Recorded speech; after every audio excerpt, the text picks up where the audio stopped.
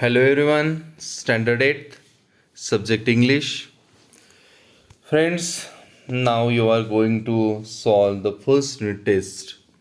And for the first unit test, the syllabus is page number 1 to 16 and page number 23 and 24. मित्रांनो, तुम्ही आता पहिली घटक चाचणी सोडवायला जात आहात आणि या पहिल्या घटक चाचणीचा अभ्यासक्रम जो आहे तो आहे पान क्रमांक 1 ते पान क्रमांक 16. You can see here page number 1 to 16 यामध्ये 1.1 be the best, 1.2 Androclus and the Lion, 1.3 the poem trees are the kindest things I know आणि मिस स्लिपरी हा जो भाग आहे हा रिड्यूस केलेला आहे, कमी करण्यात आलेला आहे आणि त्यातील फक्त शेवटची 2 पानं हा तुम्हाला सिलेबस असणार आहे. पुन्हा एकदा पहा, introductory activities, full form, short form, contracted form. Okay, be the best ही पोयम, वॉर्मिंग अप, स्टोरी, कविता, त्यानंतर त्याच्यावर आधारित हे इंग्लिश वर्कशॉप, त्यानंतर 1.2 Androclus and the Lion, chitchat and story, Androclus and the Lion आणि त्याच्यावर आधारित असलेले हे इंग्लिश वर्कशॉपच्या activity, language study, auxiliary verbs. तुम्हाला काही दिवसापूर्वीच ऑक्झिलरी व्हर्ब्सवरती स्पेशल व्हिडिओ तयार करून पाठवण्यात आला होता. त्यानंतर 1.3 trees are the kindest things I know, chitchat, poem आणि त्याच्यावरती आधारित या ॲक्टिव्हिटी इंग्लिश वर्कशॉपमधील. आणि language study, degrees of comparison of adjectives याचा एक स्पेशल व्हिडिओ तुम्हाला तयार करून पाठवलेला होता. या सगळ्याचा तुम्ही अभ्यास केलेला असणार आहे आणि 1.4 हा जो आहे हा रिड्यूस्ड करण्यात आलेला आहे, कमी करण्यात आलेला आहे हा भाग. आणि यातील फक्त पेज नंबर 23 and 24 इतकंच आहे. म्हणजे हे पान जे तुम्ही आता स्क्रीनवर पाहता ते लँग्वेज स्टडी. यामध्ये लँग्वेज स्टडी या ठिकाणी टेन्स संबंधी या ठिकाणी लँग्वेज स्टडी आहे. हे लँग्वेज स्टडी इतकीच ही आपणाला या चाचणी परीक्षेकरिता आहे. आणि आज आपण एक नमुना प्रश्नपत्रिका, नमुना ॲक्टिव्हिटी सीट, चाचणी परीक्षेची घटक चाचणीची एक नमुना ॲक्टिव्हिटी सीटची आपण आजच्या व्हिडिओमध्ये चर्चा करणार आहोत. ओके फ्रेंड्स, विद्यार्थी मित्रांनो, तुमची प्रश्नपत्रिका आता जशी स्क्रीनवर तुम्हाला दिसते अशी तुमची प्रश्नपत्रिका असणार आहे की ज्याची उत्तरं त्यामध्येच आपणाला लिहावयाची आहेत. 20 मार्काची प्रश्नपत्रिका आहे आणि टोटल 40 मिनिट्स आहे. 20 मार्क अँड 40 मिनिट्स हे ॲक्टिव्हिटी सीट आहे. यामध्ये लँग्वेज स्टडी हा पहिला सेक्शन, त्यानंतर पुढचा सेक्शन आहे तो सीन पॅसेज, त्यानंतर एक पोयम आणि ट्रान्सलेशन, असे 4 सेक्शनमध्ये या 20 मार्क्सची ही प्रश्नपत्रिका आहे. त्याची आपण आज या ठिकाणी चर्चा करत आहोत. Okay, question number 1 language study. पहा पहिला प्रश्न या ठिकाणी. पहिला प्रश्न असा आहे की complete the words by using correct missing letter. आपणाला या ठिकाणी 2 शब्द दिले जातात आणि त्यातील एक असं आपणाला अक्षर भरावं लागतं आणि शब्द पूर्ण करायचे आहेत. Okay, complete the words by using correct missing letter, RE.DY and next one MA.ON. आता या ठिकाणी आपल्याला जो शब्द आहे या ठिकाणी आपण अक्षर भरू शकतो. तर कोणतं अक्षर आपण घेऊया? पहा, REA या ठिकाणी आपण भरलो तर READY रेडी हा एक शब्द होतो आणि MASON मॅशन हा एक शब्द तयार होतो. Next, put the words in alphabetical order.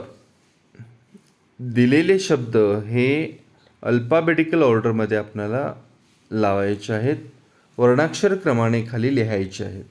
झील, लीगल, बश अँड रिव्हर. आता या ठिकाणी बश हा पहिल्यांदा शब्द येईल. या ठिकाणी आपण या ठिकाणी बश असं लिहायचं आहे, comma.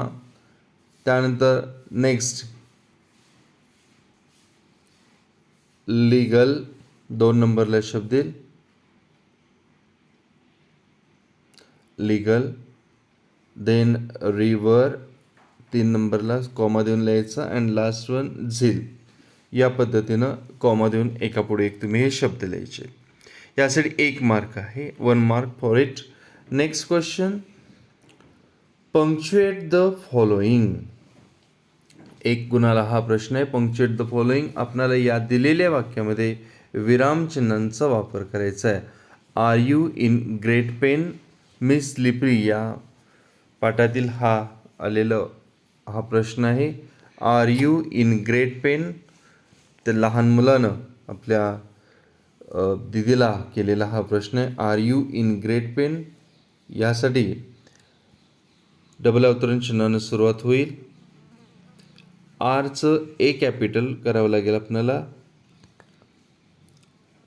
R you in great pain आहे असं वाक्य लिहून, are you in great pain आहे असं वाक्य लिहून आपल्याला प्रश्नचिन्ह द्यावं लागेल आणि डबल अवतरण चिन्ह पूर्ण.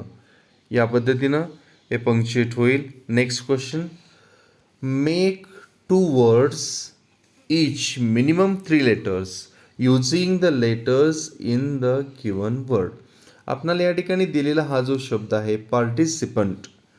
पार्टिसिपंट या शब्दातील जे अक्षर आहेत ते अक्षर वापरून मिनिमम 3 लेटर्स, किमान 3 अक्षर वापरायचे आहेत आणि आपल्याला 2 अर्थपूर्ण शब्द बनवायचे आहेत. आपण 2 लिहून एक्स्ट्रा आपल्याला जेवढे जमतील तेवढे तयार करून लिहायचे. ओके. पार्टिसिपंट, एक गोष्ट ध्यानात घ्या मित्रांनो, पार्टिसिपंट या शब्दामध्ये जर आपण पाहिलं तर पी डबल लेटर आहे, ए डबल लेटर आहे, टी डबल लेटर आहे, आय डबल लेटर आहे. तर तुम्ही ज्या वेळेला डबल लेटरचं एखादा शब्द बनवाल तर त्यामध्ये यापैकीच कोणता तरी डबल लेटर पाहिजे. तर या ठिकाणी सी हे लेटर सिंगल आलेलं आहे, त्यामुळे सी डबल लेटर असलेला शब्द तुम्ही बनवू शकत नाही. ही गोष्ट प्रामुख्यानं ध्यानात घ्या. आता या ठिकाणी पार्टिसिपंट हा जो शब्द आहे याच्यामध्ये सलग मिळणारे शब्द आपण पहिल्यांदा बघूया हिडन वर्ड्समध्ये. फर्स्ट वन पार्ट हा एक शब्द आपल्याला इथे सुरुवातीलाच मिळतोय. ओके, कोणता पहा, पार्ट हा एक शब्द आहे.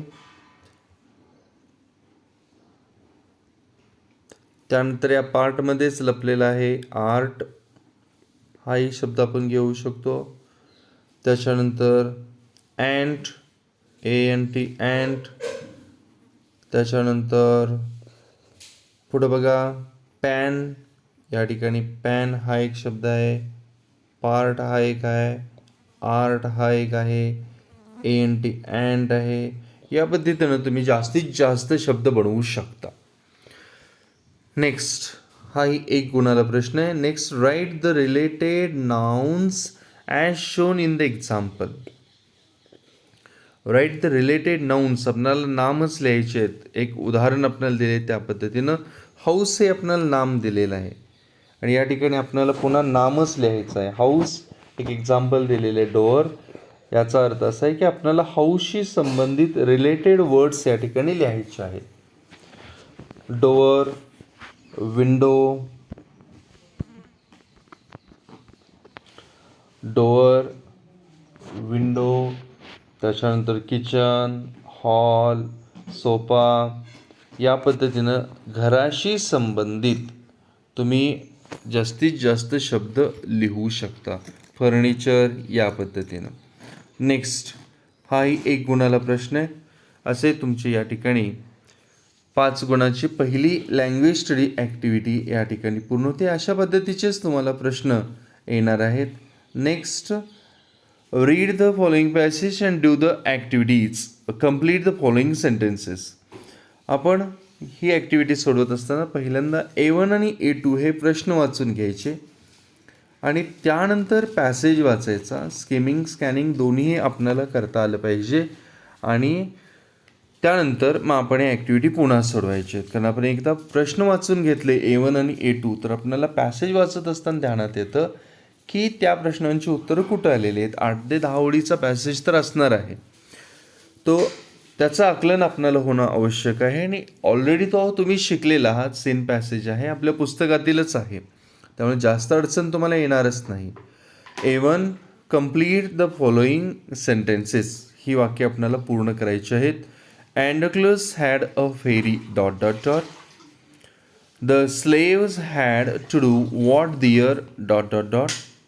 Androclus kept looking out for a ... There lived a kind, gentle and ... man called Androclus. And A2 प्रश्न काय आहे पहा, complete the web. Androclus master was a cruel man. Give reasons. आपणाला या ठिकाणी कारण द्यायचे, तो का क्रुएल आहे याची. ओके, आता आपण पॅसेज वाचूया. पहा पॅसेज काय आहे. Long, long ago, there lived a kind, gentle, and courteous man called Androclus. But he had a very cruel master. In those days, kings, nobles, and other wealthy men used poor people as their slaves. Androclus was a slave. The slaves were forced to work for their masters. They had to do what their masters told them. They had no freedom, no rights. Even when they were unhappy with their master, they could not leave him. They were bound by law to obey their master, however wicked he might be. Androclus did not like his heartless, wicked master. His master starved his slaves and often wiped them. Androclus felt that even death was better than serving such a master. He kept looking out for a good opportunity. At the first chance he got, he escaped from the clutches of his cruel master. असा हा paragraph आहे. आता पहिला प्रश्न आपल्याला लक्षात येतो बघा. अँड्रोक्लस हॅड अ व्हेरी, कसा होता या ठिकाणी आपल्याला लक्षात येतं की long long ago there lived a kind, gentle and courteous man called Androclus. Okay, तो कसा होता. Androclus had a very kind, gentle and courteous man. Next, the slaves had to do what their. या ठिकाणी उत्तर दिलेले आहेत ते आपण शोधून लिहावायचे. तिसरा आहे Androclus kept looking out for a. कशाची संधी शोधत होता, तर त्याला तिथून बाहेर पडायचं होतं, त्याची संधी तो शोधत होता. अँड्रोक्लस सेकंड लाईन पॅरेग्राफमध्ये शेवटून दुसरी आहे बघा, सेकंड लास्ट लाईन या ठिकाणी आपल्याला दिसून येतं. प्रश्न आपला असा आहे, Androclus kept looking out for a good opportunity. Okay, good opportunity to escape from clutches, या बालेकिल्ल्यातून बाहेर पडण्याची तो संधी शोधत होता. There lived a kind, gentle and courteous man called Androclus. आणि पहिला प्रश्न जो आपला होता तो त्या ठिकाणी आपण घेऊया. अँड्रोक्लस हॅड अ व्हेरी, कसा होता तो मनुष्य, अतिशय नोबल होता. आपण हे पॉईंट या ठिकाणी घ्यायचं आहे. Second, Androclus master was a cruel man. काय कारण आहेत क्रुएल मॅन सांगण्याची.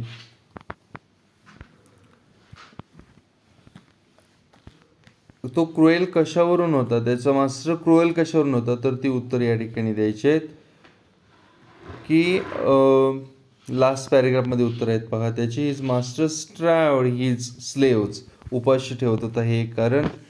अँड या ठिकाणी आपल्याला दिसतं बघा उत्तर हे, तर हा उत्तराचा भाग, his master starved his slaves and whipped them. आणि खूप त्यांना चपकाचे फटके द्यायचा, तो अतिशय निर्दयी होता, त्यांना उपाशी ठेवायचा.